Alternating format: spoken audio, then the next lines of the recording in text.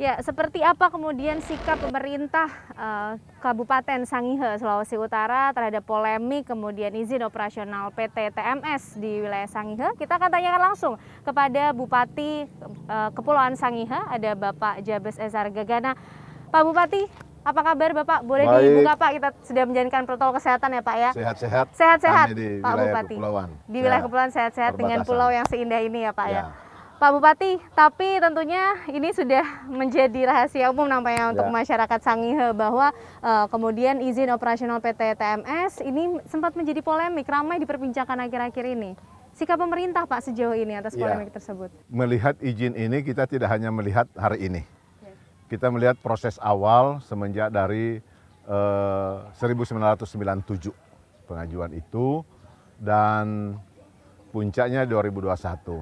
Nah, ketika saya dilantik jadi Bupati 2017, dari pihak TMS mengajukan surat permohonan kepada saya selaku Bupati untuk rekomendasi AMDAL, analisa dampak lingkungan terhadap kegiatan mereka.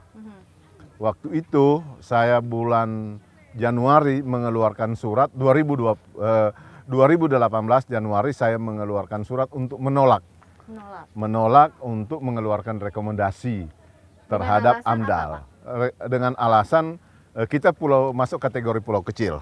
Undang-Undang 27 2007 kita masuk dari pulau kecil. Yang kedua, orientasi pembangunan divisi kita, visi misi kita berorientasi pada pemberdayaan masyarakat di sektor perikanan dan pariwisata. Pemahaman kita ada tambang pasti akan bertolak belakang dengan proses budidaya perikanan yang ada di teluk di situ, juga dengan pariwisata kita berorientasi pada sumber daya alam khususnya di wilayah laut. Nah, itu yang kita pemahaman kita waktu itu kita menolak untuk itu. Ternyata di 2020 ada AMDAL yang keluar dari saya tidak tahu dari mana, sehingga September 2020 kami mengirim surat untuk minta pengevaluasian terhadap AMDAL yang dikeluarkan oleh pemerintah. Nah, berproses ternyata tidak ada jawaban AMDAL yang kami minta dievaluasi. Nah, kaget-kaget 2021 akhir 2020 udah keluar izin. Nah, keluar izin inilah yang menjadi problem. Nah, dalam konteks keluar izin ini saya selaku Bupati dalam tatanan pemerintahan, karena ini keluarnya dari pemerintah pusat, tentu saya selaku pemerintah daerah mempunyai kewajiban untuk mengawal keputusan pemerintah pusat. Pak Bupati, yang juga ramai kemudian akhir-akhir ini, minggu lalu Wakil Bupati dipanggil Tuhan, kemudian operasional PT TMS ini menjadi isu yang kemudian bisa dibilang liar di masyarakat. Sempat ada surat permohonan pembatalan izin tersebut disampaikan oleh Wakil Bupati terhadap Kementerian SDM, Dirjen Minerba dalam hal ini. Pak Bupati mengetahui tentang hal ini, Pak? Sebenarnya secara terus saja surat itu tidak berdampak secara signifikan. Pertama, surat itu tidak bercap. Artinya kedua, ini atas nama pribadi. Atas nama pribadi. Jadi itulah yang ini tidak ada kaitan sama sekali kalau itu terjadi peristiwa dengan meninggalnya teman sekerja almarhum Bapak Helmut Hontong dengan tambang yang ada. Hal ini menjadi ramai Pak di tengah masyarakat, surat itu kemudian juga beredar. Pak Bupati melihat hal ini seperti apa? Saya melihat karena dampaknya juga tidak punya apa-apa sih dari sisi kelembagaannya, dari sisi lebih banyak karena politisnya kok. Surat itu lebih banyak politisnya, bukan dampak terhadap eksistensi surat itu.